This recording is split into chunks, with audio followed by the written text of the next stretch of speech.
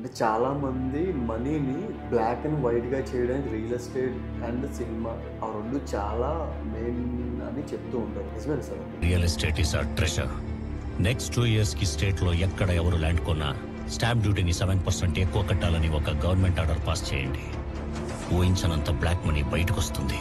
Government వాల్యూకి market వాల్యూకి lot of variation ఉంటుంది. సో ఆ వేరియేషన్లో ఉన్న ఆ మనీ అంతా ఏమవుతుంది, వైట్ అవుతుంది. ఎస్. సో ఇక్కడ మెయిన్ థింగ్ ఏంటంటే రియల్ ఎస్టేట్లో రిస్క్ ఉంటుంది, ప్రాబ్లమ్స్ ఉంటాయి. అది ఫేస్ చేసే గట్స్ ఉంటేనే రియల్ ఎస్టేట్లోకి రావాలి. జనరల్గా బిఎల్ఆర్లో ఎట్లాంటి సివిల్ ఇంజనీర్స్ వర్క్ చేస్తారు sir? Architecture, civil engineers, plans ఇచ్చేవాళ్ళు, అలాంటి వాళ్ళు హైర్ చేసుకుంటారు సార్? ఎలా అంటే ఇంటర్వ్యూస్ కండక్ట్ చేస్తాము, వాళ్ళ real time experience. Only experience ఒకటి కూడా కాదండి, రియల్ ఎస్టేట్లో వర్క్ చేయాలంటే ఆ క్వాలిటీస్ వాళ్ళలో ఉన్నాయా లేదా అనేది నేను చెక్ చేస్తాను. కానీ కొంతమందిని తీసుకుంటే బ్రాండ్ ఈజ్ వెరీ ఇంపార్టెంట్ అంటారు. నేనేమంటానంటే రియల్ ఎస్టేట్లో బ్రాండ్ అంటే నథింగ్ అండి, trust. Sir, coming to 2 Telugu states, అంటే ఏపీలో ఎట్లా ఉంది రియల్ ఎస్టేట్, తెలంగాణలో ఎట్లా ఉంది? హైదరాబాద్ అనేది ఆటో పైలట్ మోడ్లో ఉందండి. రాబోయే 5 years or 10 yearsలో మీరు ఊహించలేరు హైదరాబాద్. ఓకే. అలాగే ఇప్పుడు అమరావతితో దీన్ని కంపేర్ చేస్తే Amaravati is walking page. But అమరావతికి యునీక్ థింగ్ ఏంటంటే టోటల్లీ ప్లానెడ్ సిటీ అమరావతి అనేది. 50,000 acres ఆఫ్ ల్యాండ్ బ్యాంక్ ఉంది, మ్యాసివ్ ల్యాండ్ బ్యాంక్ అమరావతి. అందరూ రియల్టర్స్, పొలిటికల్ లీడర్స్ అందరూ రియల్టర్స్. ఒక స్టేట్ ప్రాస్పర్ అవ్వాలంటే రియల్ ఎస్టేట్ ప్రాస్పర్ అవ్వాలి. రియల్ ఎస్టేట్ ప్రాస్పర్ అవ్వకపోతే 200+ సెక్టర్స్ డౌన్ఫాల్ అవుతాయి, లక్షల మంది ఉద్యోగాలు కోల్పోతారు. హైయెస్ట్ ఎంప్లాయ్మెంట్ జనరేటర్ ఇండియాలో ఏది అంటే అగ్రికల్చర్ తర్వాత real estate, not software. Software కన్నా రియల్ ఎస్టేట్ పెద్ద ఇండస్ట్రీ. బిఎల్ఆర్ బిల్డర్స్ హైదరాబాద్లో బాగా వినిపిస్తున్న పేరు. బిఎల్ఆర్ బిల్డర్స్లో ఎట్లాంటి ప్రాజెక్ట్ డీల్ చేస్తూ ఉంటారు? ఒక్కొక్క ప్రాజెక్ట్ని ఎట్లా సపరేటైజేషన్ చేసి పెద్ద ప్రాజెక్ట్స్ని, చిన్న ప్రాజెక్ట్స్ని ఎట్లా బ్యాలెన్సింగ్ చేస్తారనే విషయాల మీద చాలా క్లియర్గా మాట్లాడడం, అండ్ రియల్ ఎస్టేట్ రంగాన్ని గురించి కూడా చాలా ఎక్కువగా మాట్లాడడం. అంటే అడగకూడని క్వశ్చన్స్ కూడా కొన్ని అడిగేశాను. అంటే హవాలా, ఐ మీన్ బ్లాక్ మనీని వైట్ మనీ చేయడానికి రియల్ ఎస్టేట్ని ఎట్లా వాడుకుంటారో అలాంటి క్వశ్చన్స్ కూడా చాలా అడిగాను. సో అతను కూడా చాలా భయపడకుండా చాలా క్లియర్గా ఎక్స్ప్లెయిన్ చేశారు. ఒకప్పుడు బిల్డర్స్ వేరు, ఇప్పుడు బిల్డర్స్ వేరు. రియల్టర్స్ అంటే ఒకప్పుడు రియల్టర్స్ వేరు, ఇప్పుడు రియల్టర్స్ వేరు అనే విషయాల గురించి కూడా చాలా క్లియర్గా చెప్పారు. అండ్ అలానే ఏపీలో రియల్ ఎస్టేట్ గురించి, తెలంగాణలో రియల్ ఎస్టేట్ గురించి, అంటే డిఫరెన్స్ ఎలా ఉంది అండ్ ఫ్యూచర్ ఎలా ఉండబోతుందో అన్న విషయాల మీద కూడా చాలా క్లియర్గా డిస్కస్ చేసాం. బిఎల్ఆర్ ప్రాజెక్ట్స్లో ముంబై హైవే మీద అంట ఒక ఎవ్వరూ డేర్ చేయలేని ప్రాజెక్ట్ని ఒకటి చేసి అసలు ఆ బిఎల్ఆర్కి బ్రాండ్ రావడానికి రీజన్ కూడా ఆ ఒక్క ప్రాజెక్ట్ అంట. ఆ ప్రాజెక్ట్ గురించి కూడా చాలా క్లియర్గా ఎక్స్ప్లెయిన్ చేశారు. సో వీడియో అయితే చాలా క్రేజీగా వచ్చింది. సో అతను ఎవరో కాదు, మిస్టర్ రవి ప్రకాష్ గారు.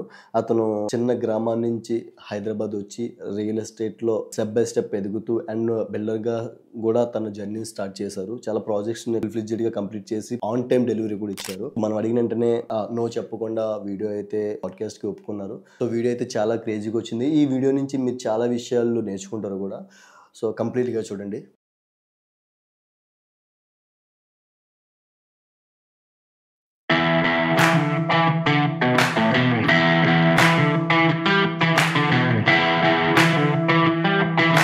Hello sir.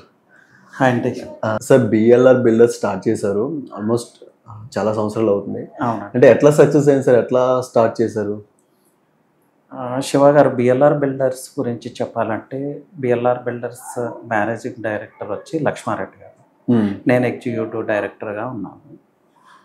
మేమిద్దరం కూడా మార్కెట్లో లాస్ట్ 15 years నుంచి ఉన్నామండి, పర్టికులర్ హైదరాబాద్ రియల్ ఎస్టేట్ మార్కెట్లో. ఓకే. డిఫరెంట్ కంపెనీస్లో పార్ట్నర్స్ ఉన్నాము. అలాగే వెంచర్స్ కూడా ఎగ్జిక్యూట్ చేసాం వేరే కంపెనీస్తో కలిసి.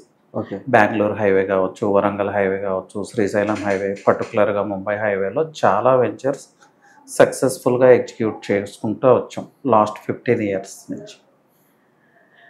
రీసెంట్గా మేము చేసింది ఏంటంటే ఈ ఎక్స్పీరియన్స్తో మేమే ఒక ఫర్మ్, బిఎల్ఆర్ బిల్డర్స్ అనేది 5 years నుంచి ఉంది, అంటే ఆల్మోస్ట్ 2020 నుంచి ఉంది.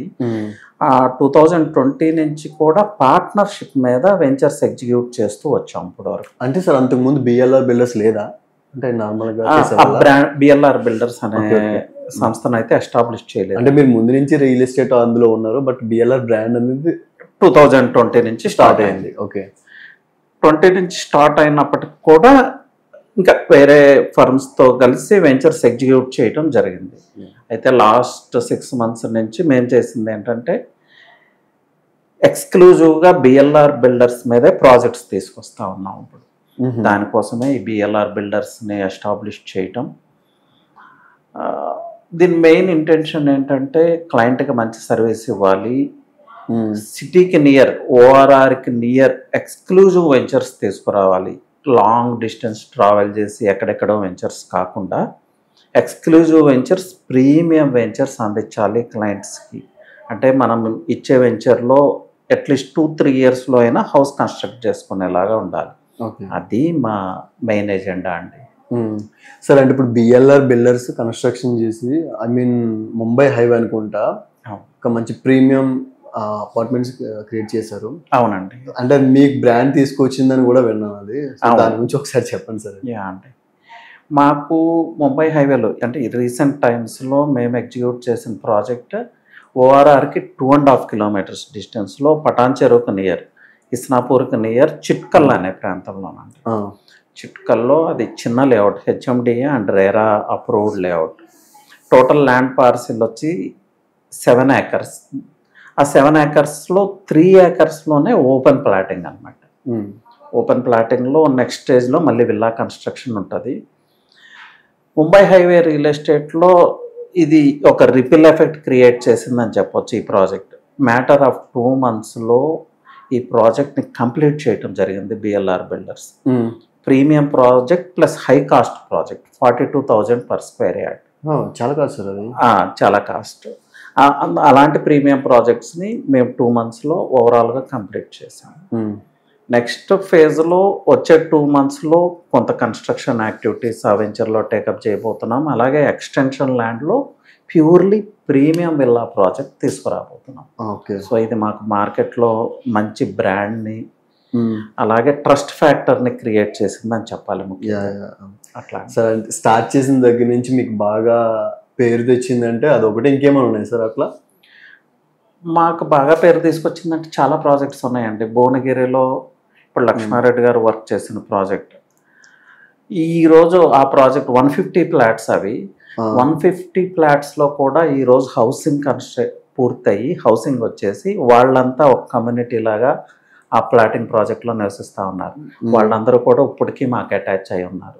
అలాగే షాద్ నగర్లో స్క్వేర్ యార్డ్ మేము 1,500కి ఇచ్చింది, ఈరోజు అరౌండ్ 20,000 ఉంది.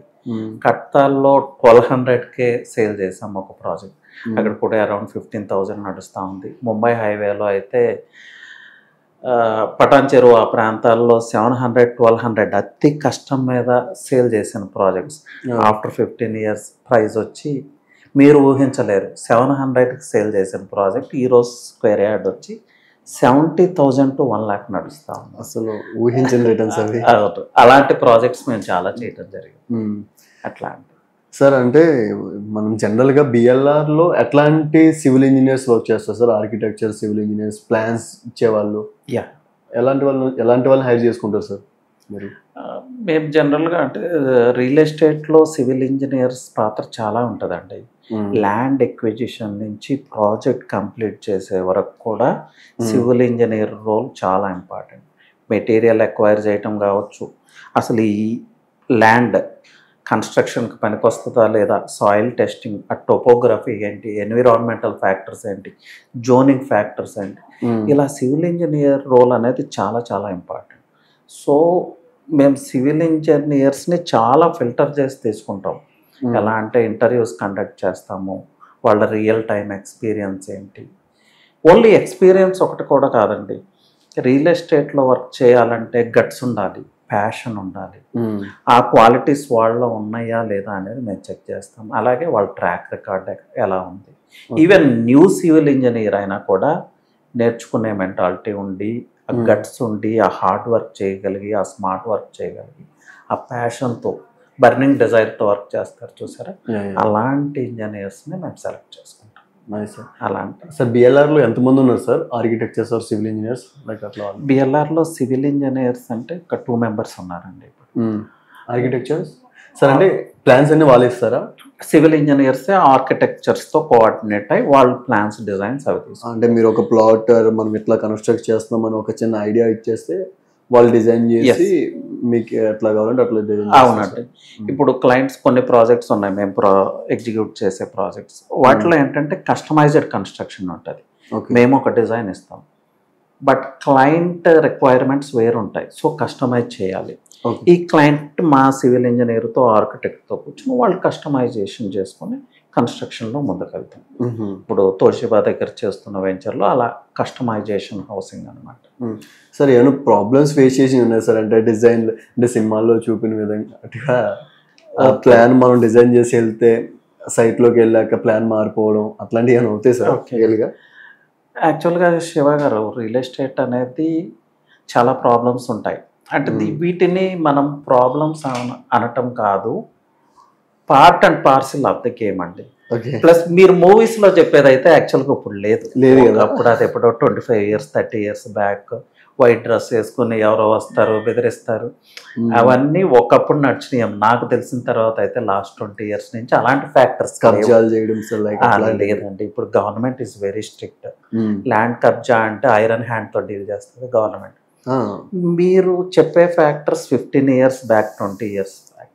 ఓకే, ఇప్పుడు ఈ కబ్జాలు ఇలాంటి విషయాలు వెరీ రేర్ అని చెప్పచ్చు. అది కూడా డిప్లొమాటిక్గా జరుగుతాయి, దౌర్జన్యంగా వచ్చి ఆక్రమించుకునే పరిస్థితులు ఇప్పుడు లేవు. అంటే సార్ అది ఛాన్సెస్ ఎట్లా ఉన్నాయి సార్? ఇప్పుడు మనం ఒక ల్యాండ్లో కొన్ని రోజులు ఐ మీన్ అట్లా సెటిల్ అయిపోయి ఉంటే ఇంకా వాళ్ళకే చెందుద్దని సంథింగ్ ఏవో చట్టాలు ఉన్నాయి కదా సార్, అవి ఉన్నాయి సార్ నిజంగానే? అవి అలాంటి రూల్స్ అంటే అగ్రికల్చర్ ల్యాండ్స్లో ఉన్నాయండి. ఈ ల్యాండ్లో ఇంతకాలం అగ్రికల్చర్ చేస్తే ఆ ల్యాండ్ అంటే కౌలు అంటారు దాన్ని, కౌలుదారుడికి ఆ ల్యాండ్ చెందుతుంది. బట్ ఇవన్నీ ఇప్పుడు ఈ ఫ్యాక్టర్స్ అన్నీ కూడా 10 years బ్యాకో 15 years బ్యాకో బాగా నడిచినాయి, కానీ ఇప్పుడు అంతా అవేర్నెస్ క్రియేట్ అయిపోయింది. ఇప్పుడు నేను ల్యాండ్ లార్డ్ని అనుకోండి, 20 years నా ల్యాండ్లో ఎవరో వ్యవసాయం చేస్తే ఆ ల్యాండ్ అతనికి వెళ్తుంది అంటే 20 years నేను అతనికి ఎందుకు ఇస్తాను? ఇవ్వను కదా. 2 years తర్వాత రైతును మారుస్తాను, లేదంటే అగ్రిమెంట్ చేంజ్ చేసుకుంటాం. సో అవన్నీ ఇప్పుడంటే అగ్రిమెంట్స్ ఉన్నాయి కానీ అప్పుడు అగ్రిమెంట్స్ అప్పుడు లేవు. ట్రస్ట్ ఫ్యాక్టర్ మీద. శివ గారు ఇక్కడ ఒక విషయం అబ్జర్వ్ చేయాలి.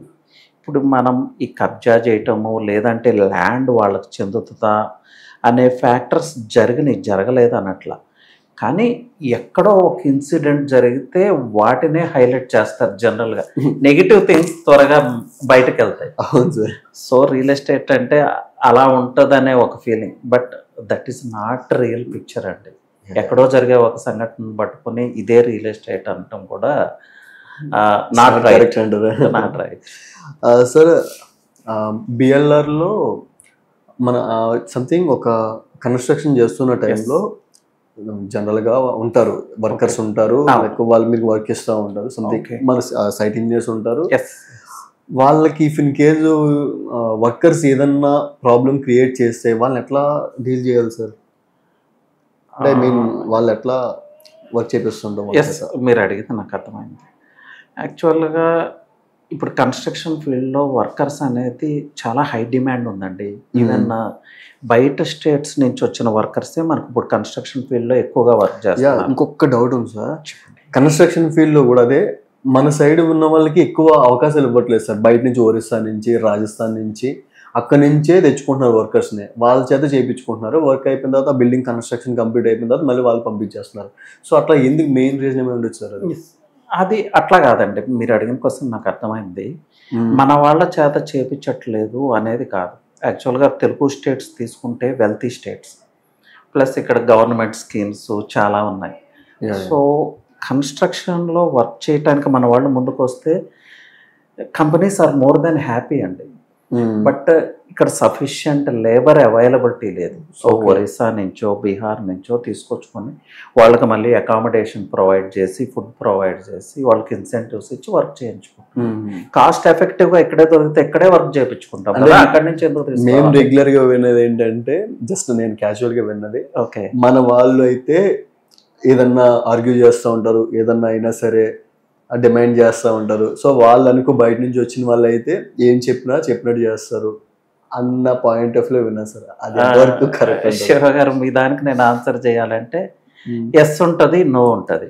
ఎస్ ఇక్కడ వర్క్ చేసే వాళ్ళు అంటే లోకల్స్ అంటే జనరల్గా స్థానబలం ఉంటుంది, అవి రకరకాల ప్రాబ్లమ్స్ క్రియేట్ చేయడానికి అవకాశం ఉంటుంది. ప్రాబ్లం అనకూడదు, ఏదో క్వశ్చన్ చేయటం ఇలాంటివి ఉంటాయి. బట్ ముఖ్యంగా మెయిన్ ఫ్యాక్టర్ ఏంటంటే అంత అవైలబిలిటీ ఆఫ్ మ్యాన్ ఫోర్స్ ఇక్కడ మన దగ్గర లేదు. మనకు ఆపర్చునిటీస్ చాలా ఎక్కువ శివ గారు. హైదరాబాద్ సిటీలో నా దగ్గరికి వచ్చి వర్క్ చేయాలని లేదు, వాళ్ళ హై డిమాండ్ ఉంది. అట్లా బయట నుంచి వచ్చిన వాళ్ళు మన మాట వింటారనేది కూడా కరెక్ట్ కాదు. ఒరిస్సా నుంచి బీహార్ నుంచి వచ్చి ఇక్కడ స్టే చేసి ఇక్కడ వర్క్ చేస్తున్నారంటే ప్రతిదీ మన బాధ్యత అవుతుంది.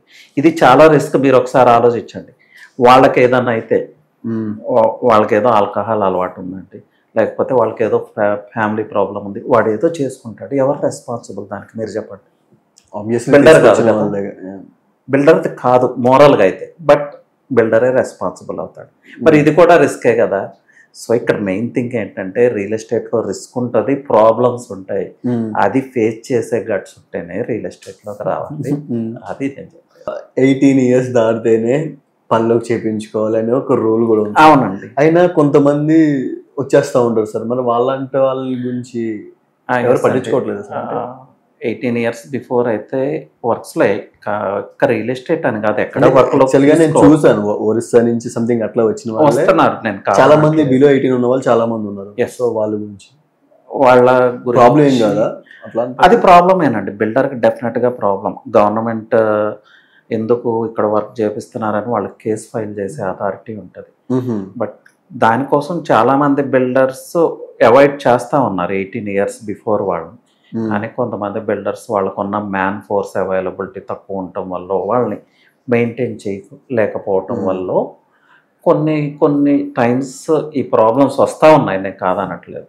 బట్ నేనైతే అలాంటి వర్కర్స్ని బిల్డర్స్ అవాయిడ్ చేసుకుంటే బిల్డర్స్కి మంచిది, లేదంటే బిల్డర్సే రిస్క్ ఫేస్ చేయాల్సి వస్తుంది. అంటే సార్ ఇప్పుడు మనకు ఆర్టిఫిషియల్ ఇంటెలిజెన్స్ వచ్చింది సార్. ఎస్. జనరల్గా ఒకప్పుడు అంటే ఒక ఇంజనీర్ని తీసుకొచ్చి ప్లాన్ ఎక్స్ప్లెయిన్ చేస్తే అతను గీసి దాన్ని ఆర్కిటెక్చర్కి ఇచ్చేవాడు, లేదంటే జస్ట్ స్ట్రక్చరల్ ఇంజనీర్ సంథింగ్ అట్లా వర్క్ చేయాలి. బట్ ఇప్పుడు అంతా మనం ప్లాన్ ఆర్టిఫిషియల్ ఇంటెలిజెన్స్ ఈజీగా ఇచ్చేస్తుంది. అడాప్ట్ చేసుకుంటే ఇంజనీర్స్ ప్రాబ్లం ఉంటుంది కదా సార్. అట్లా డెఫినెట్గా ఉంటుందండి. ఏఐ వల్ల చాలా జాబ్స్ పోతున్నాయని ఎక్స్పర్ట్స్ చెప్తా ఉన్నారు. నేనైతే ఆ విషయంలో అంత ఎక్స్పర్ట్ని కాదు. అన్ని ఫీల్డ్స్లో జాబ్స్ తగ్గబోతున్నాయి అనేది ఎక్స్పర్ట్స్ చెప్పేది. మేబీ రియల్ ఎస్టేట్లో కూడా అదే జరగవచ్చు. బట్ సి అండి, రియల్ ఎస్టేట్ అనేది హ్యూమన్ టచ్ ఉండాలి. ఏఐ ప్లాన్ డిజైన్ చేయగలదు. వర్క్ను కూడా ఇప్పుడు ఆల్రెడీ హైదరాబాద్ బిల్డర్స్ చాలామంది ఏఐ త్రూ వర్క్ని స్పీడప్ చేశారు. బట్ ఆ వర్క్ ఎలా జరుగుతుంది? రియల్ ఎస్టేట్ అనేది చాలా కాంప్లెక్స్ ఫీల్డ్, మైక్రో లెవెల్లో మనం ప్రతిదీ చూస్తాం. దానికోసం అయితే సివిల్ ఇంజనీర్స్ కావాల్సిందే. సో వాళ్ళకి జాబ్స్ వాళ్ళకు ఉంటాయి. బట్ ఇక్కడ ఏంటంటే లో ఎంట్రీ బ్యారియర్స్ తగ్గిపోతాయి. హై ఎంట్రీ బ్యారియర్స్ అంటే హైలీ క్వాలిఫైడ్, హైలీ స్కిల్డ్కి డిమాండ్ పెరుగుతుంది. లో క్వాలిఫికేషన్తో, లో స్కిల్తో కూడా కొంతమంది జాబ్స్ ఈరోజు చేయగలుగుతున్నారు, కానీ అలాంటి వాళ్ళకి కష్టం అవుతుంది. సో ఏం చేయాలి? మన స్కిల్ని అప్గ్రేడ్ చేసుకోవాలి. స్కిల్ని అప్గ్రేడ్ చేసుకోకపోతే you will be out of the market. రియల్టర్కైనా తప్పదండి. రియల్టర్ కూడా స్కిల్ అప్గ్రేడ్ చేసుకోకపోతే he will be out of the market. అందరికీ ఉంది ఆ ప్రాబ్లం. అంటే సైట్ ఇంజనీర్కి ఉండాల్సిన మెయిన్ క్వాలిటీస్ ఏమేమి ఉండాలి sir? Site engineer main thing ఏంటంటే కన్స్ట్రక్షన్ తను ఎంత ఫాస్ట్గా చేపించగలడు అనేది ఇంపార్టెంట్ అండి. ఎంత త్వరగా అంటే టైం లైన్ లోపు ప్రాజెక్ట్ని కంప్లీట్ చేపించడం సైట్ ఇంజనీర్ బాధ్యత. అలాగే క్వాలిటీ ఆఫ్ ది కన్స్ట్రక్షన్, ప్రతి దాన్ని ఆయన మైక్రో లెవెల్లో ఎగ్జామిన్ చేసుకుంటూ ఉండాలి. అంటే ఈవెన్ వర్కర్స్ కన్నా తన ముందు సైట్లో ఉండాలి. End of the day work station వదిలిపెట్టే వెళ్ళే లాస్ట్ వ్యక్తి కూడా site engineer. So it's a tough job. కొన్ని కామెడీ వీడియోస్ చూస్తూ ఉంటాం సార్. ఓకే. సైట్ జనరల్ గా మీ అందరికీ సెలవులు ఉంటాయి, కానీ మా సైట్ ఇంజనీర్ కి హాలిడేస్ అవి ఉండవు. ఎప్పుడు మార్నింగ్ లేచిన వెంటనే సైట్ లో ఉంటాం, చీకటి అయ్యాక ఈ సైట్ నుంచి ఇంటికి వెళ్తాం. మా లైఫ్ అట్లా ఉంటుందని సంథింగ్ కొన్ని వీడియోలు చూస్తూ ఉంటాం. అవి చూస్తే నిజంగా జాలేస్తుంది సార్. అదే పాపం అనిపిస్తుంది. లేదండి, అట్లా అలాగే ఉంటది. ప్లస్ నేను అదే మొదట్లో చెప్పింది, ఆ బర్నింగ్ డిజైర్, ఆ ప్యాషన్ ఉంటేనే ఈ ఇండస్ట్రీలోకి రావాలి. సైట్ ఇంజనీర్కి కాదు, రియల్టర్కి కూడా హాలిడే ఉంటుంది. ఓకే 365 days మేము వర్క్ చేస్తూనే ఉంటాం. ఎప్పుడన్నా ఒక రోజు ఇంట్లో ఉంటే 50 కాల్స్ 60 కాల్స్ వస్తాయి. 100 times కాల్ అటెండ్ అయ్యి 101 time కాల్ అటెండ్ అవ్వకపోతే రెస్పాండ్ కాలేదంటారు. సరే, అంటే జనరల్ గా రియల్ ఎస్టేట్ మార్కెట్ లో చాలా మంది బిల్డర్స్ ఉన్నారు, చాలా మంది రియల్ ఎస్టేటర్స్ ఉన్నారు. అవును. ఒక బ్రాండ్ క్రియేట్ అవ్వాలంటే ఒక పర్సన్ మనల్ని కాంటాక్ట్ అయ్యేలా మనం వాళ్ళు క్రియేట్ చేయాలంటే ఎట్లాంటి ఫ్యాక్టర్స్ మనం క్రియేట్ చేయాలి సార్? ఎస్ అండి శివ గారు, ఇది చాలా ఇంట్రెస్టింగ్ క్వశ్చన్. రియల్ ఎస్టేట్లో బ్రాండ్ అనేది కొంతమంది పెద్ద పెద్ద బిల్డర్స్ కూడా ఏమంటారంటే రియల్ ఎస్టేట్లో బ్రాండ్ ఏంటి, వాట్ ఈస్ బ్రాండ్ అంటారు. చాలా పెద్ద రియల్టర్స్ కూడా వాళ్ళు చెప్పేది ఏంటంటే ఒక ప్రాజెక్ట్ని టేకప్ చేసామా, ఎగ్జిక్యూట్ చేసామా, ఫినిష్ చేసామా, కంప్లీట్ చేసామా, అంతే. నెక్స్ట్ ప్రాజెక్ట్ ఇంకొక నేమ్ మీద వెళ్తాను, సో వాట్ ఈస్ బ్రాండ్ అంటారు. కానీ కొంతమందిని తీసుకుంటే బ్రాండ్ ఈజ్ వెరీ ఇంపార్టెంట్ అంటారు. నేనేమంటానంటే రియల్ ఎస్టేట్లో బ్రాండ్ అంటే నథింగ్ అండి, ట్రస్ట్ ఫ్యాక్టరే బ్రాండ్. ఇప్పుడు బ్రాండ్ అంటే మనం యాడ్స్ ఇచ్చి లేకపోతే ఏవో ప్రామిసెస్ చేసి 2 monthsలో బ్రాండ్ క్రియేట్ చేయొచ్చు రియల్ ఎస్టేట్లో కావాలంటే.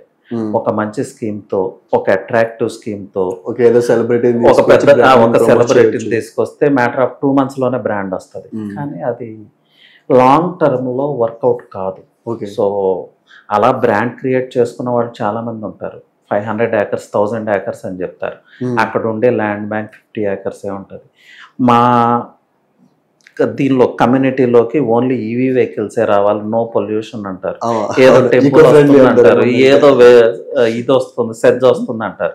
రకరకాల అంటే ఎంత అట్రాక్టివ్గా మనం బ్రోచర్ని ప్రింట్ చేయగలిగితే, ఎంత అట్రాక్టివ్గా ప్రాజెక్ట్ని ప్రజెంట్ చేయగలిగితే అంత త్వరగా బ్రాండ్ వస్తుంది. But end of the day ఏమవుతుంది, ప్రాజెక్ట్ ఫెయిల్ అవుతుంది. ఎవరైతే ఇలాంటి ప్రమోషన్ చేశారో వాళ్ళు కూడా ఇంకొక నేమ్తో ఇంకొక బ్రాండ్ క్రియేట్ చేస్తారు. So brand is nothing but trust in real estate. నేను రియల్ ఎస్టేట్ గురించే మాట్లాడతాను. ఓకే, జనరల్ గా అంటే సార్ ప్లాట్స్ డిజైన్ చేసేస్తారు, కొత్త ఒక ఓపెన్ స్పేస్ తీసుకొని రోడ్ వేస్తారు, నీట్ గా అటు ఇటు ప్లాట్స్ గా డిజైన్ చేసి ఒక కమ్యూనిటీలో కనెక్ట్ చేసి అది 3D వ్యూలో ఎట్లా కన్స్ట్రక్షన్ చేస్తే ఎట్లా అయిపోతాయి.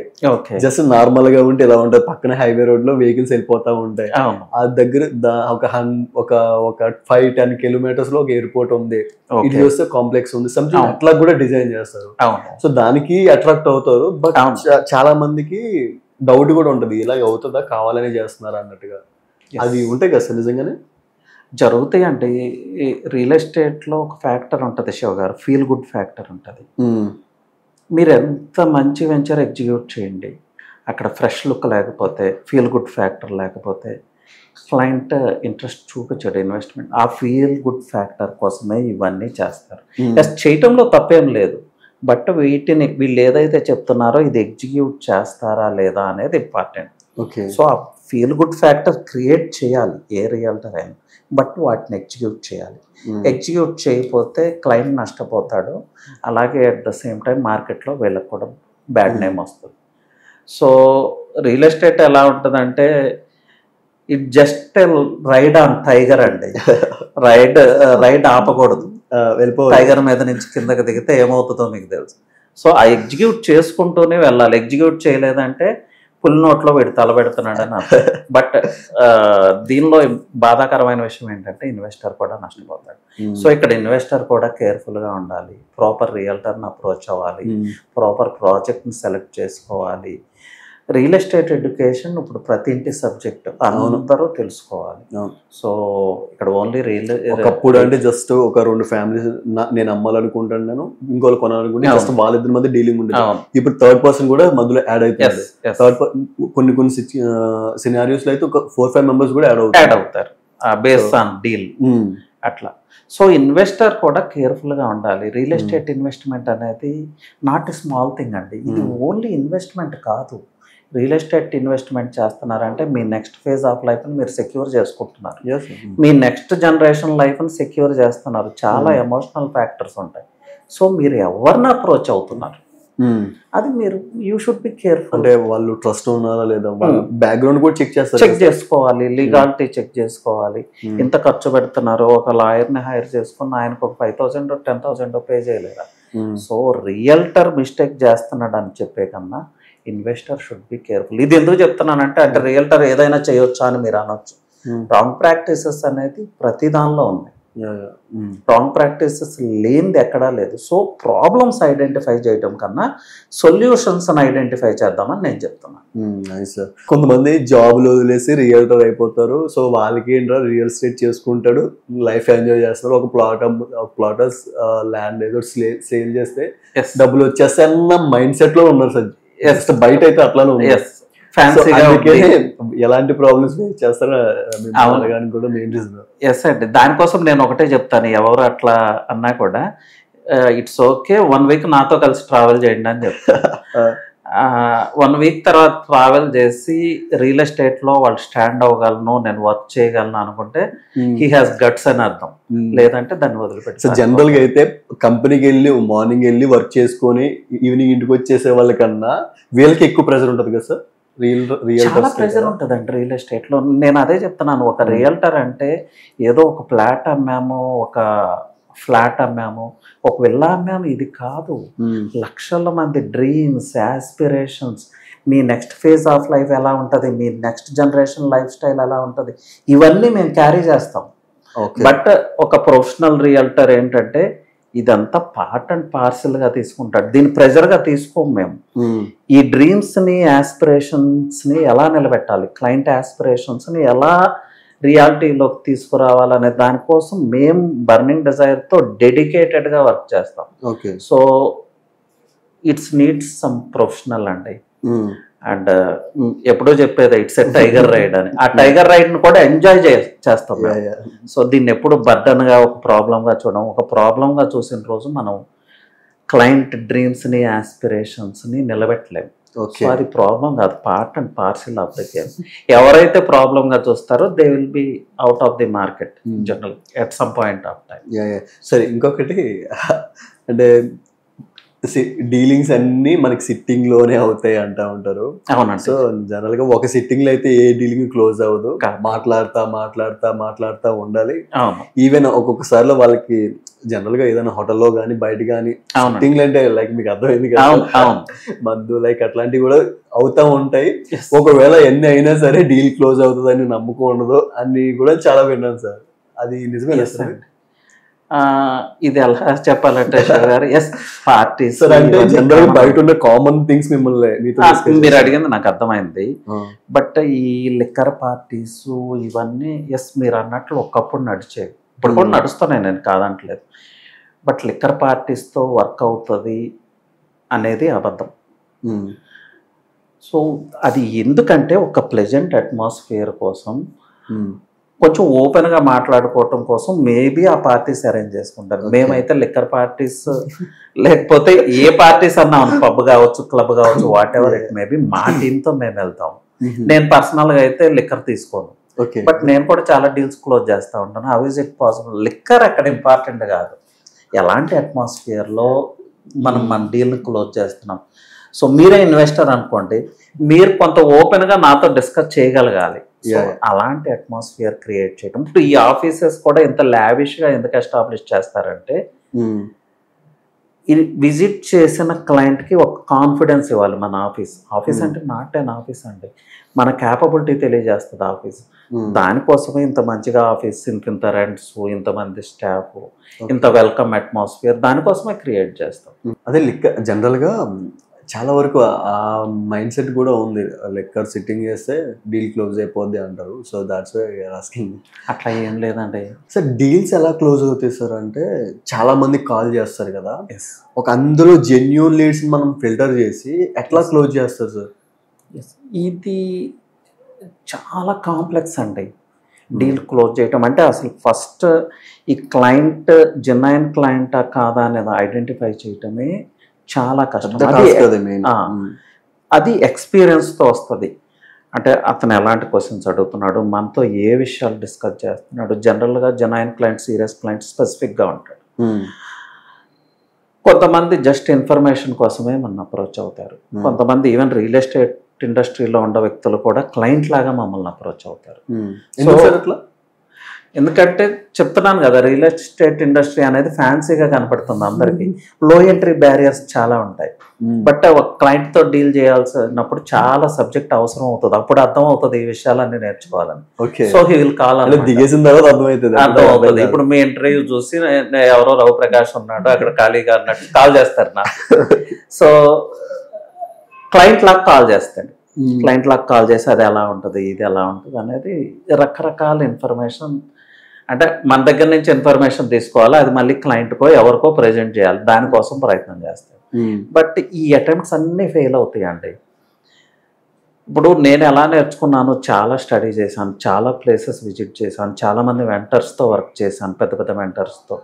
ఈవెన్ డిఫరెంట్ ప్లేసెస్ విజిట్ చేసి కేవలం కొంతమంది బిగ్ రియల్టర్స్ కలవటం, అలా సబ్జెక్ట్ని ఎక్స్ట్రాక్ట్ చేశాను. ఎక్స్ట్రాక్ట్ చేసిన నా నాలెడ్జ్ ఇంత రియల్ ఎస్టేట్లో. ఎందుకంటే ఇంత ఎక్స్పీరియన్స్ ఉన్నా నేర్చుకుంది ఏం లేదు ఇంతే. ఎందుకంటే రియల్ ఎస్టేట్ అనేది ఆల్మోస్ట్ 200+ సెక్టర్స్తో రిలేటెడ్ అయి ఉంటుంది. ఒక పర్సన్ నుంచి ఇంత వ్యాస్ట్ ఇన్ఫర్మేషన్, ఇంత వ్యాస్ట్ నాలెడ్జ్ మనం ఎక్స్పెక్ట్ చేయలేము. సో ఎంత పెద్ద రియల్టర్ అయినా ఒక సెక్షన్ ఆఫ్ నాలెడ్జ్ అతనికి ఉంటుంది. అది కూడా టైమ్లీ నాలెడ్జ్ ఉండాలి. నాలెడ్జ్ అంటే అదేం స్టేబుల్గా ఉండదు. ఈ రోజు కండిషన్స్ ప్రకారం దాన్ని మనం అప్లై చేయగలిగితేనే మార్కెట్లో సక్సెస్ అవుతుంది. సో ఇన్స్టెంట్గా నేర్చుకుని ఇన్స్టెంట్గా ఏదో చేద్దామంటే నాట్ పాసిబుల్. సో మనం మాట్లాడుకునేది అదే, it's not a fancy job అండి. చాలా చాలా ఇన్డెప్త్ నాలెడ్జ్ మనం అలాగే మాట్లాడడం. మీరు హైదరాబాద్లో టాప్ రియల్ ఎస్టేట్ మెంటర్ని తీసుకోండి, ఆయన కూడా ఓపెన్గా యాక్సెప్ట్ చేస్తాడు. నా నాలెడ్జ్ 10% 20% అంతే. 250+ ఇండస్ట్రీస్ రిలేటెడ్ ఇన్ఫర్మేషన్ నేను నా మైండ్లో పెట్టుకోలేను కదా. So that's the power of real estate అని చెప్పవచ్చు. సార్ అంటే కొంతమంది ఇంట్రెస్టెడ్గా ఉన్న వాళ్ళు ఉంటారు కదా, నేను మీకు లైక్ అట్లా కాంటాక్ట్ అయ్యి నేను ఆ ఏరియాను లొకేషన్ చూడాలనుకుంటున్నాను అంటారు. సో ఆ ఎక్స్పెన్సెస్ అన్ని కంపెనీయే చూసుకోవాలి కదా సార్? ఎస్, కంపెనీయే చూసుకోవాలి. ఇఫ్ ఇన్ కేస్ వాళ్ళు తీసుకెళ్ళాం, వాళ్ళకి ఆ plot or something what ever it అది నచ్చలేదు అంటే, సో అప్పుడు ఎట్లా ఉంటుంది సార్? నచ్చి తీసుకున్న వాళ్ళు ఎక్కువ మంది ఉంటారా, లేదంటే ఐ మీన్ మీరు అనేది సైట్ విజిట్స్ గురించి మాట్లాడుతున్నారు. సైట్ చూడటం కోసం చాలా మంది వస్తారు. సైట్ క్లోజింగ్స్ అనేవి ఎలా ఉంటాయి అంటే డిపెండ్స్ ఆన్ సైట్ అండి. అలాగే డిపెండ్స్ ఆన్ ఆ పర్సన్ ఎవరు డీల్ చేస్తున్నారు అనే దాని మీద ఉంటుంది. అలాగే క్లయింట్ రిక్వైర్మెంట్స్ చాలా ఉంటాయి. అన్ని రిక్వైర్మెంట్స్ని ఒక సైట్ ఫుల్ఫిల్ చేయలేదు. సో ఒక సైట్ చూసి ఏ క్లయింట్ ఫ్లాట్ కొనడం లేకపోతే హౌస్ కొనడం, అట్లీస్ట్ 5 ప్రాజెక్ట్స్ 10 ప్రాజెక్ట్స్ విజిట్ చేస్తారు. లేదంటే ఇయర్స్ టుగెదర్ ఇదే వర్క్ మీద ఉండేవాళ్ళు చాలా మంది ఉన్నారు. ఎప్పుడు కొనరు అనుకోండి, అది వేరే విషయం. బట్ టైం వేస్ట్ చేస్తూ ఉంటారు. సో 10 విజిట్స్ అయినాయి అనుకోండి, సమ్టైమ్స్ 5 క్లోజింగ్స్ ఉంటాయి, సమ్టైమ్స్ ఒక క్లోజింగ్ కూడా ఉండకపోవచ్చు, సమ్టైమ్స్ 1 or 2 క్లోజింగ్స్. అది depends on market conditions. Last 2 years నుంచి తీసుకుంటే కొంచెం tough period. Even big realtors కూడా ఈ ప్రాబ్లం ఫేస్ చేస్తున్నారు. ఈవెన్ ఒక ప్లాట్ అమ్మటానికి కూడా కష్టపడే పరిస్థితులు నెలకొన్నాయి కొంతకాలం మార్కెట్లో. సో ఇది వేరీ అవుతూ ఉంటుంది, అంటే మార్కెట్ ట్రెండ్స్ని బట్టి వేరీ అవుతూ ఉంటుంది. భూమి నడుస్తుంది అనుకోండి మార్కెట్లో, అది అంత మంచి సైట్ కానప్పటికి కూడా క్లోజింగ్స్ అయిపోతూనే ఉంటాయి. అంటే చాలా ఎమోషన్స్, మీరు ఇన్వెస్ట్ చేశారని, నేను ఇన్వెస్ట్ చేశారని, ఆయన ఇంకెవరో ఇదే వద్దని నేను చెప్తున్నాను. పారామీటర్స్ కన్సిడరేషన్లోకి తీసుకోండి. మీకు మంచి ప్రైస్లో ఫ్లాట్ కావాలా, మార్కెట్ లో ట్రెండ్లో ఉన్నప్పుడు పర్చేజ్ చేసుకోండి. బూమింగ్ అవుతున్నప్పుడు మీరు ఎక్కడంటే అక్కడ పర్చేజ్ చేసి నెక్స్ట్ రియల్టర్ మోసం చేశాడంటే ఇట్స్ నాట్ యాక్సెప్టబుల్. ఓకే, ముందు తెలుసుకోవాలి, ఐడెంటిఫై చేసి లైక్ రీసెర్చ్ చేసి తీసుకోవాలి. మీ మెయిన్ క్వశ్చన్కి వస్తే సైట్ విజిట్స్ అనేది డిపెండ్స్ ఆన్ మార్కెట్ కండిషన్స్. అలాగే మనం ఎంత ప్రొఫెషనల్గా ఉన్నామని. చాలా మంది రియల్టర్స్ మంచి సైట్స్ కూడా క్లోజ్ చేయలేరు, ఎందుకంటే వాళ్ళకు ఉండే మార్కెటింగ్ టీం అంత ప్రొఫెషనల్గా ఉండదు. లో ఎంట్రీ బ్యారియర్స్ని ఎంకరేజ్ చేస్తారు వాళ్ళు. So end of the day వాళ్ళు ఫెయిల్ అవుతారు. ఓకే, అట్లా ఉంటుంది. సరే, యావరేజ్గా అంటే జనరల్గా అందరూ అనుకున్నది మంత్ అంతా డీల్ ఏమైనా క్లోజ్ అవ్వకపోయినా పర్వాలేదు, ఒక్క డీల్ క్లోజ్ అయితే మంత్కి సరిపోయే డబ్బులు వస్తాయి అని జనరల్గా అనుకుంటారు. నిజమేనా సార్ అది? ఇది ఒక పెద్ద మిత్ అండి రియల్ ఎస్టేట్లో. ఓకే, ఒక డీల్ క్లోజ్ అయితే మనీ వస్తాయి అనేది నాట్ ట్రూ. మీకు తెలుసా, ఒక మార్కెటింగ్ పర్సన్ సమ్ టైమ్స్ తను లాస్ అవుతూ కూడా డీల్ క్లోజ్ చేస్తాడు. ఎందుకు క్లోజ్ చేస్తారంటే ఆ క్లయింట్తో రిలేషన్ కోసం. ఒక మంచి రిలేషన్ క్లయింట్తో మెయింటైన్ చేయాలి. సో ఫ్యూచర్లో లాంగ్ టర్మ్లో తన నుంచి కొంచెం ప్రిఫరల్స్ రావాలి, అలా బిజినెస్ని పెంచుకోవాలని. నేను చాలా డీల్స్ చేశాను వితౌట్ ఎనీ ప్రాఫిట్, నా ఎక్స్పెన్సెస్తో. మీ ఎక్స్పీరియన్స్ కూడా అడుగుతా. మీరు అనేది ఏంటంటే కొంతమంది ఉన్నారండి అలాంటి వ్యక్తులు కూడా, ఒక డీల్ క్లోజ్ చేసి ఏదో ఒకటి చెప్పి హై ప్రైస్కి అమ్మేసి ఒక 5 lakhs 10 lakhs మనం తీసుకుందాం అనేది. బట్ ప్రాక్టికల్గా వర్కౌట్ కావట్లేదు. సమ్ టైమ్స్ ఎప్పుడో ఒకసారి వర్కౌట్ అయ్యేది అది. సరే, ఎట్లా ఐడెంటిఫై చేయాలి సార్? అంటే జనరల్గా ఇప్పుడంతే ఇప్పుడు తెలుసుకుంటున్నారు కాబట్టి ఓకే, ఒక ఏరియా బాగా డెవలప్ అవుతుంది, ఇక్కడ ల్యాండ్ వాల్యూ ఇంక్రీజ్ అవుద్ది ఇంకా ముందుకి, అట్లా ఎట్లా ఐడెంటిఫై చేయాలి సార్? మనం ఏ ఫ్యాక్టర్స్ తీసుకుంటాం? అంటే ఇది చాలా వ్యాస్ట్ సబ్జెక్ట్ శివ గారు. ఒక లొకేషన్ ఐడెంటిఫై చేయటం అంటే చాలా పారామీటర్స్ ఉంటాయి. సిఎండి లొకేషన్, ఆ సైట్కు ఉన్న కనెక్టివిటీ, ఎలాంటి హైవేకి ఉంది, అలాగే దానికి ఉన్న ప్యారల్ హైవేస్ ఏంటి, ప్యారల్ హైవేస్ నుంచి ఈ సైట్కి ఎలాంటి సపోర్ట్ ఉంది, అక్కడ ఉన్న ఎడ్యుకేషన్ ఫెసిలిటీస్ ఏంటి, హెల్త్ కేర్ ఫెసిలిటీస్ ఏంటి, ఎవ్రీథింగ్ మనం మైక్రో లెవెల్లో సెట్ చేయాలి. ఒక ఫ్యామిలీకి కావాల్సిన బేసిక్ కమ్యూనిటీస్ని 10 minutesలో మనం అసెస్ చేయమా, లేదంటే అట్లీస్ట్ ½ an hourలో అసెస్ చేయగలమా? లేదు, ఇన్వెస్ట్మెంట్ పర్పస్ మనం వెళ్తున్నప్పుడు రాబోయే 2 yearsలో ఈ లొకేషన్ ఎలా ట్రాన్స్ఫార్మ్ కాబోతుంది, 4 yearsలో ఎలా ఉంటుంది, 10 yearsతో ఎలా ఉంటుంది అనేది మనకు ఒక క్రిస్టల్ క్లియర్ పిక్చర్ రావాలి. అంటే ఒకప్పుడు హైదరాబాద్లో చాలామంది ఈవెన్ చాలామంది సెలబ్రిటీసే చెప్పారు, నాకు వచ్చిన డబ్బులన్నీ ల్యాండ్స్ మీద పెట్టేశాను, అక్కడ పెట్టడం ఇప్పుడు నాకు అది అసెట్ అయింది. అంటే చాలా మంది ఆ టైంలో ఎవరికి తెలియదు అది డెవలప్ అవుతుందని, ఎవరికి తెలియదు. రాళ్ళు కొండలే కదా సార్ మన హైదరాబాద్ అంటే. ఆ ఏరియా ఏం చేసుకుంటాం, పొలాలు ఏమి ఏదో పండిస్తామా అంటే పంట కూడా ఏం పండదు, ఏం చేసుకుంటాం చాలా మంది కొనేవాళ్ళే లేరు. బట్ ముందుగా ఆలోచించి సెలబ్రిటీస్ లైక్ అలాంటి వాళ్ళందరూ కొన్ని ప్రాపర్టీస్ కొనుక్కోవడం వాళ్ళకి ప్లస్ అయింది. అప్పుడు కోట్ల డబ్బులు ఉన్నాయి వాళ్ళ దగ్గర. సో అట్లా ఎట్లా చేసుకోవాలంటే మెయిన్ రీజన్ ఇది అంటారా? ఎస్ అంటే రోడ్ కనెక్టివిటీ, లొకేషన్ అడ్వాంటేజెస్, అక్కడ ఉండే వాటర్ ఫెసిలిటీస్ ఏంటి, అలాగే టోపోగ్రఫీ ఏంటి, పాపులేషన్ ఏంటి, పాపులేషన్ డెన్సిటీ ఏంటి. ఇప్పుడు పాపులేషన్ లేదు, ఫ్యూచర్లో అక్కడ పాపులేషన్ మైగ్రేట్ అయ్యే అవకాశాలు ఉన్నాయా, అలాగే బేసిక్ కమ్యూనిటీస్ ఎప్పుడు క్రియేట్ అవుతాయి, ప్యారలల్ హైవేస్ ఏమున్నాయి, ప్యారలల్ హైవేస్ నుంచి ఈ లొకేషన్ కనెక్టివిటీ ఎలా ఉంది, ప్యారలల్ హైవేస్ నుంచి ఏం సపోర్ట్ ఉంది, ఎగ్జిస్టింగ్ సెడ్స్ ఏమన్నా ఉందా, ఎంప్లాయ్మెంట్ ఆపర్చునిటీస్ ఏమన్నా ఉన్నాయా, లేదంటే అక్కడ ఏమైనా గవర్నమెంట్ ల్యాండ్ ఉందా, గవర్నమెంట్ ల్యాండ్ ఉంటే మేబీ ఫ్యూచర్లో ఎంప్లాయ్మెంట్ ఆపర్చునిటీస్ క్రియేట్ అవ్వచ్చు. ప్లస్ మన హైవే ఎక్కడికి రీచ్ అవుతుంది, అది కూడా ఇంపార్టెంట్. ఇది చాలా వ్యాస్ట్ సబ్జెక్ట్ ఈ పారామీటర్స్ అనేది. పాపులేషన్ ఎలా ఉంది, పాపులేషన్ డెన్సిటీ ఎలా ఉంది, హెల్త్ కేర్ ఫెసిలిటీస్ ఏమున్నాయి, ఎమర్జెన్సీలో మనం హెల్త్ కేర్ని అసెస్ చేయగలమా లేదా, లేకపోతే ½ an hour పడుతుందా, 1 hour పడుతుందా, మేనేజ్డ్ హైవేస్ ఏమున్నాయి, లేకపోతే ఫ్యూచర్లో మేనేజ్డ్ హైవేస్ ఏమన్నా వస్తాయా, అసలు లివబుల్ కండిషన్స్ ఏంటి, ఇలా రకరకాల ఫ్యాక్టర్ని మనం మైక్రో లెవెల్లో అర్థం చేసుకోగలగాలి.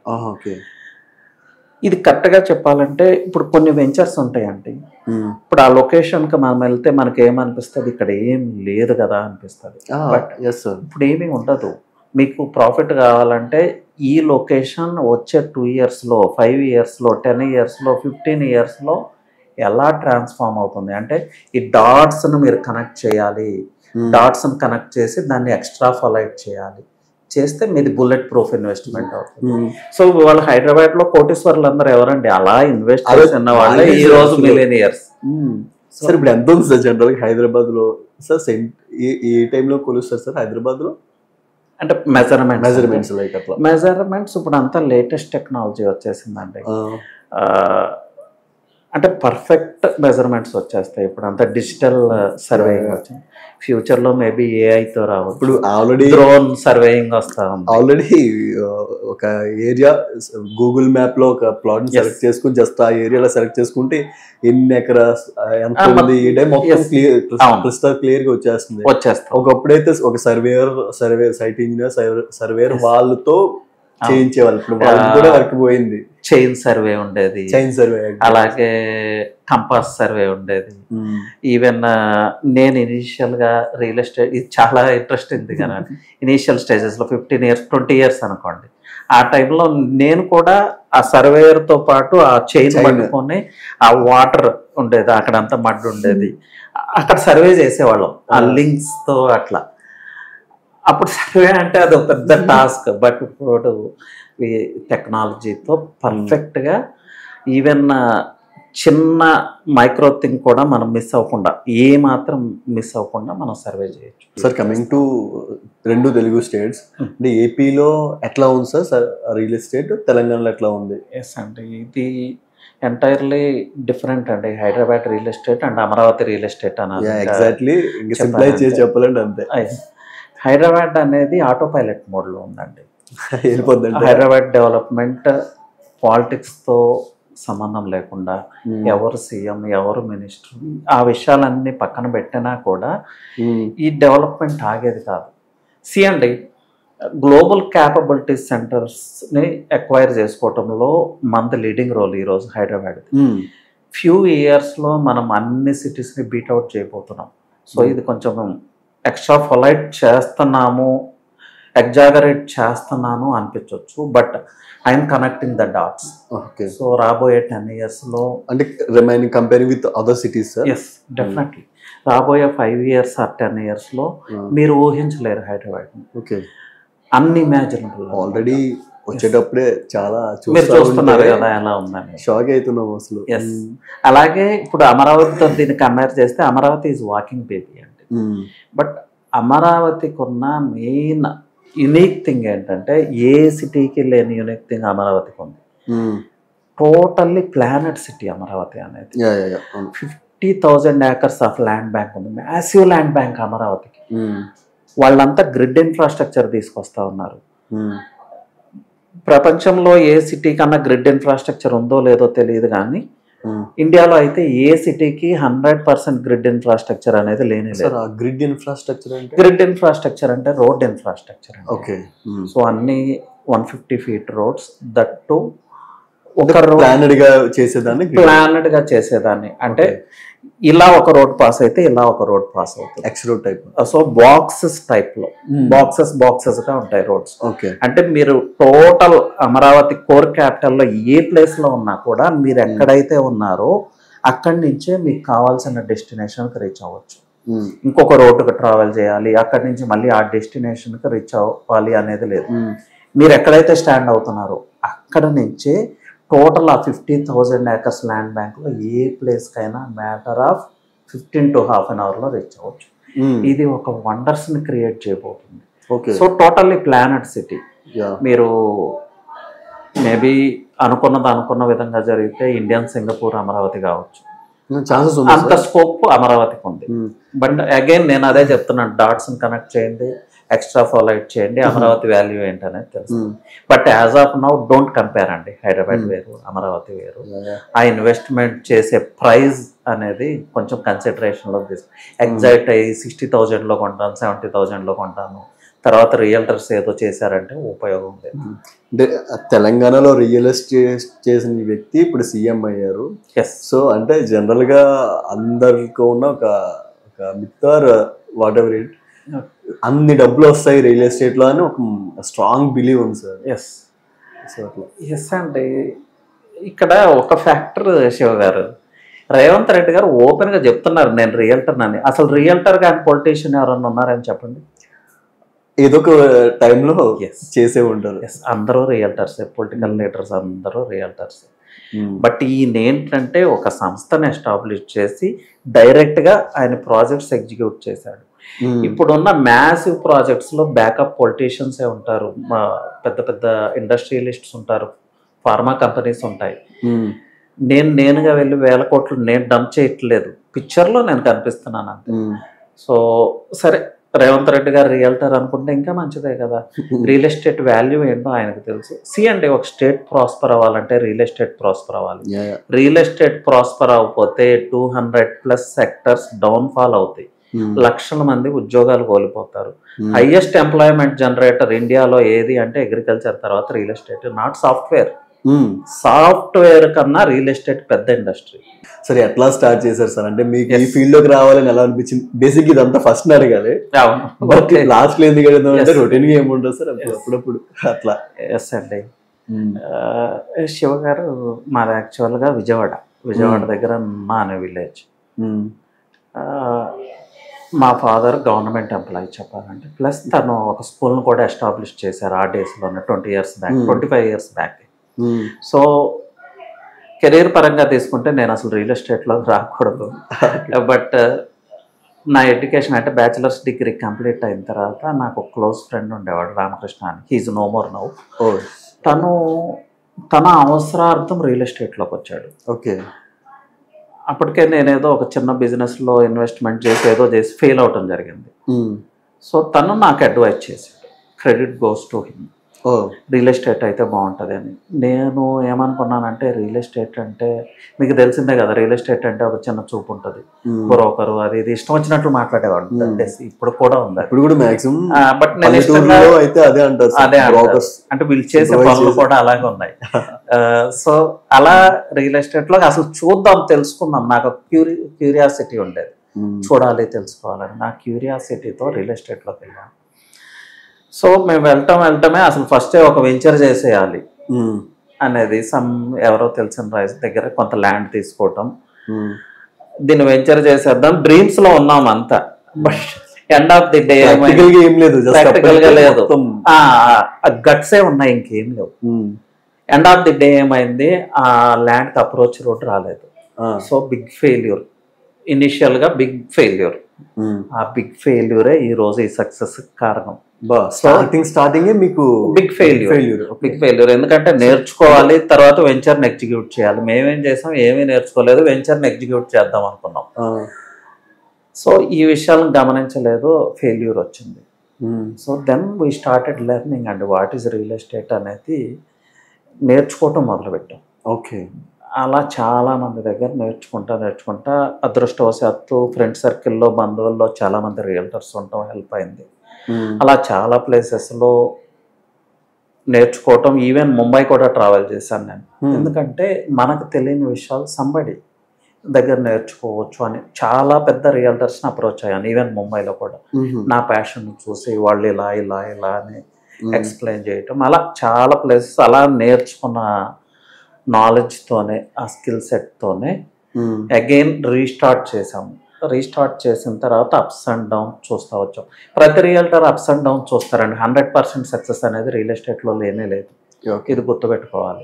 బ్యాడ్ డేస్ ఉంటాయి, గుడ్ డేస్ ఉంటాయి. అలా నేను నేర్చుకోవటం, మీకు స్టార్టింగ్ లోనే మీకు డౌన్ ఫాల్ వల్ల కొద్దిగా బూస్టప్ అయింది. ఎస్, దానివల్ల కొంత కసి పెరగటం, ఇది చెయ్యాలి, దీన్ని సక్సెస్ చేయాలి. జనరల్గా అయితే స్టార్టింగ్ అలా అయింది కాబట్టి వదిలేసి వెళ్ళిపోతారు, బట్ మీరు స్టిక్ అయి ఉన్నారు. దానికి స్టిక్ అయి ఉన్నాము, కన్సిస్టెంట్ గా ఎఫర్ట్స్ పెట్టుకుంటా, నేర్చుకుంటా, స్టెప్ బై స్టెప్. అది ఒక వెంచర్ డెవలప్ చేయాలంటే చాలా డబ్బులతో అయిన పని సార్. సో మీకు స్టార్టింగ్ లో మనీ ఎఫర్ట్ చేసింది మీరు ఓన్ గా చేసుకున్నారు సార్? ఫ్యామిలీ నుంచి ఏమైనా సపోర్ట్? లేదండి, అప్పుడు ఎలా ఉండేదంటే, ఇప్పుడు నేను చెప్పాను కదా మాది విలేజ్ అని. విలేజ్లో ఒక వెంచర్ని ఎగ్జిక్యూట్ చేయాలంటే మనకు తెలిసిన వాళ్ళు అయితే బాగుంటుంది అనే ఒక ఫీల్ ఉండేది. ఇప్పుడంటే హెవీ మనీ ఇన్వాల్వ్ అయ్యింది. అప్పుడు కొంత మనకుండే బంధుత్వాలు, మనకుండే ఫ్రెండ్షిప్ ఫ్యాక్టర్స్ ఇవన్నీ ఇన్ఫ్లుయెన్స్లోకి వచ్చాయి. కొంత బేసిక్గా మేము అగ్రికల్చర్ ఫ్యామిలీ నుంచి వచ్చిన వాళ్ళు, మనకు ఓన్ ల్యాండ్ బ్యాంక్ కొంత ఉందనుకోండి, దీనికి అటాచ్డ్గా మన బంధువులతో, మన ఫ్రెండ్స్తో, మన ఊరు వాళ్ళతో ల్యాండ్ బ్యాంక్ ఉంటుంది. సో అక్కడ 4-5 acres మనం వెంచర్కి వర్కౌట్ చేయొచ్చు. బట్ అదే చెప్పాను కదా, అలా మనకు ల్యాండ్ బ్యాంక్ వచ్చింది. ఎండ్ ఆఫ్ ది డే ఏంటంటే ఆ అప్రోచ్ మిస్ అయింది, అంటే రూట్ ఆ రైతు ఇవ్వలేదు. సో ఏమవుతుంది, వెంచర్ ఫెయిల్ అవుతుంది. అవును, అది నేను చెప్పాను. సో మనీ ఇన్వాల్వ్ అయి ఉంటుంది యశో గారు, బట్ ట్రస్ట్ ఫ్యాక్టర్ అనేది ఉంటే, మీ దగ్గర స్కిల్ ఉంటే, క్యాపిటలిస్ట్ చాలా మంది ఉన్నారు ఈరోజు వేల కోట్లు డంప్ చేయడానికి. కొన్ని ఇండస్ట్రీస్లో మనీ ఏం చేసుకోవాలో తెలియని పరిస్థితిలో వాళ్ళు ఉన్నారు. అదంతా ఎక్కడికి వస్తుంది, రియల్ ఎస్టేట్లోకి. ఆ పాయింట్ మేము ఒక పాయింట్ అడుగుదాం అనుకున్నాం సార్. అంటే చాలా మంది మనీని బ్లాక్ అండ్ వైట్గా చేయడానికి రియల్ ఎస్టేట్ అండ్ సినిమా ఆ రెండు చాలా మెయిన్ అని చెప్తూ ఉంటారు. ఎస్ అండి, నిజమేనా సార్ అది? ఎస్ అండి. మీకేంటంటే గవర్నమెంట్ వాల్యూకి మార్కెట్ వాల్యూకి లాట్ ఆఫ్ వేరియేషన్ ఉంటుంది. అవును. సో ఆ వేరియేషన్లో ఉన్న ఆ మనీ అంతా ఏమవుతుంది, వైట్ అవుతుంది. సో ఎస్, ఛాన్సెస్ అయితే చాలా ఎక్కువ ఛాన్సెస్ ఉన్నాయి, చాలా ఎక్కువ ఉన్నాయి. ఇప్పుడు హెవీ మనీ డంప్ అవుతూ ఉంటుంది కొంతమంది ఇండస్ట్రియలిస్ట్గా, వాళ్ళు దాన్ని వైట్ చేసుకునే ప్రయత్నాల్లో ఇదొక మార్గం. ఇంకా చాలా మార్గాలు ఉన్నాయి, ఇది ఒకటే అని కాదు.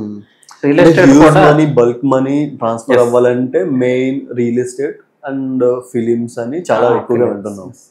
ఇంకా ఓకే, హవాలని అవి ఇవి రకరకాల మార్గాలు ఉన్నాయి, బట్ బయటకు కనిపించేవి ఇవి అనుకోండి సార్. అంటే ఇప్పుడు కమింగ్ టు బిల్డర్స్, అంటే సార్ వెంచర్స్ ఎక్కువ మీకు బాగా పేరు తెచ్చింది లైక్ అట్లాంటిది ఏమున్నాయి సార్?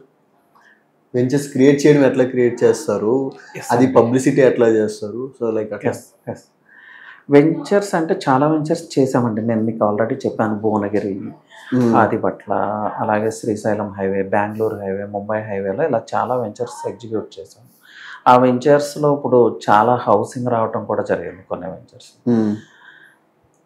ఇలా ఎక్కడ ఫెయిల్యూర్ అనేది లేదు. రియల్ ఎస్టేట్ అనేది ఏంటంటే ఇన్వెస్ట్ అండ్ వెయిట్ గేమ్ ఇది. సో సమ్ టైమ్స్ ఏమవుతుందంటే ఈరోజు మనం ఇన్వెస్ట్ చేసాం, 5 years వరకు గ్రోత్ ఉండదు. సో అది ఫెయిల్యూర్ అనుకోకూడదు. ఆఫ్టర్ 10 years మీరు ఊహించినంత ప్రాఫిట్స్ ఆ సైట్లో మీకు వస్తాయి, ప్రాపర్ వేలో ఇన్వెస్ట్ చేసి. అలా మా వెంచర్స్ అన్ని ఇప్పటి వరకు తీసుకుంటే సక్సెస్ఫుల్గానే నడిచింది. 1-2 వెంచర్స్ కొన్ని లీగల్ ప్రాబ్లమ్స్, కొన్ని ఇష్యూస్ ఫేస్ చేయడం కూడా జరిగింది. ఓకే. సో ఇప్పుడు ప్రజెంట్ వెంచర్స్ మాకు తీసుకుంటే ఓఆర్ఆర్కి నియర్ 2.5 kilometers ఒక ప్రీమియం ప్రాజెక్ట్ని ఎగ్జిక్యూట్ చేస్తున్నాం మేము. అవి ఓపెన్ ఫ్లాట్స్ సోల్డ్ అవుట్ అండి. ఇంకొక 2-3 monthsలో విల్లా కన్స్ట్రక్షన్ స్టార్ట్ చేయబోతున్నాం. ప్రీమియం విల్లాస్తో మార్కెట్లోకి రాబోతున్నాం. అలాగే తోషిబా నియర్ 8 acres వెంచర్ ఇప్పుడు మాది నడుస్తూ ఉంది. అది కూడా హౌసింగ్కి అటాచ్డ్గా అన్ని ఫెసిలిటీస్కి నియర్ ఒక 2-3 హైవేస్కి మిడిల్లో ఉంటుంది. ముంబై హైవే, నర్సపూర్ హైవే, అలాగే Hyderabad Indore economic corridor, ORR నుంచి 15 kilometers వెబ్ ఆఫ్ రోడ్స్ ఉంటాయి ఆ వెంచర్కి. So high potential project 8 acres. Okay. అక్కడ ఈ రోజున ఇన్వెస్ట్ చేసుకోగలిగితే రాబోయే 5 yearsలో ఊహించని రిటర్న్స్ ఉంటాయి. అలాంటి ప్రాజెక్ట్లో open flats, simplex houses and 3 BHK villas మేము ఎగ్జిక్యూట్ చేస్తున్నాం. ఇది ఒక ప్రీమియం ప్రాజెక్ట్. అలాగే ఇస్నాపూర్ దగ్గర ఒక అపార్ట్మెంట్ ప్రాజెక్ట్, ఆల్మోస్ట్ 12 towers కన్స్ట్రక్షన్లో ఉన్నాయి. Brick work, high rise buildings, not high rise అండి, స్టాండ్ అలోన్ టవర్స్. ఒక డెవలపర్ డెవలప్ చేసిన ప్రాజెక్ట్లో 800 square yardsలో 12 towers ఆల్రెడీ కన్స్ట్రక్షన్లో ఉన్నాయి, ఇంకా 12 towers రాబోతున్నాయి. చాలా అంటే చాలా ప్రీమియం ప్రాజెక్ట్. మన ఆపోజిట్ అంతా హౌసింగ్ ఉంది, అన్ని ఫెసిలిటీస్, ఓఆర్ఆర్కి చాలా నియర్ ఉంటాము. ఎగ్జిట్ 2 and 3కి మిడిల్లో ఉంటుంది ప్రాజెక్ట్. 100 feet రోడ్ ఫేసింగ్ ఉంటుంది, మంచి వాటర్. ఇలా సిటీకి చాలా దగ్గరలో 39 lakhsలోనే మనం 2 BHK అందిస్తున్నాం. 850 SFT అండ్ 1050 SFT. చాలా అంటే చాలా మంచి ప్రాజెక్ట్. ప్రజెంట్ రన్నింగ్లో ఉన్న ప్రాజెక్ట్స్ ఇవి. ఫ్యూచర్లో చాలా ప్రీమియం ప్రాజెక్ట్స్తో రాబోతున్నాం. నాందేడ్ హైవేకి, అలాగే ముంబై హైవేకి, శ్రీశైలం హైవేకి, రామేశ్వరం బండ ముంబై హైవేలో చాలా ప్రీమియం ప్లేస్, చాలా విల్లా ప్రాజెక్ట్స్ వస్తున్నాయి. అక్కడ ఒక ప్రాజెక్ట్ రాబోతుంది. సో చాలా అంటే చాలా ఎక్స్క్లూజివ్ అండ్ ప్రీమియం ప్రాజెక్ట్స్ మార్కెట్లోకి వచ్చే 6 months స్పాన్లో, 6 months to 1 yearలో మార్కెట్లోకి రాబోతుంది. అలా అంటే సార్ ఇంకా అంటే అప్కమింగ్ అంటే అవేనా ఉన్నాయి సార్? ఎస్ అండి. సార్ అంటే జనరల్గా వెంచర్స్ అనేవి తెలంగాణలోనే సార్, ఇంకా ఏపీలో అట్లా ఏమన్నా స్టార్ట్ చేశారా? ప్రజెంట్ అయితే హైదరాబాదేనండి. ఓకే. హైదరాబాద్లోనే మా ప్రాజెక్ట్స్ నడుస్తూ ఉన్నాయి. అయితే నేను చెప్పాను కదా, almost 20 years of real estate journey అని. ఈ 20 yearsలో ఈవెన్ ఏపీలో కూడా చాలా వెంచర్స్ ఎగ్జిక్యూట్ చేయడం జరిగింది, సక్సెస్ఫుల్ ప్రాజెక్ట్స్.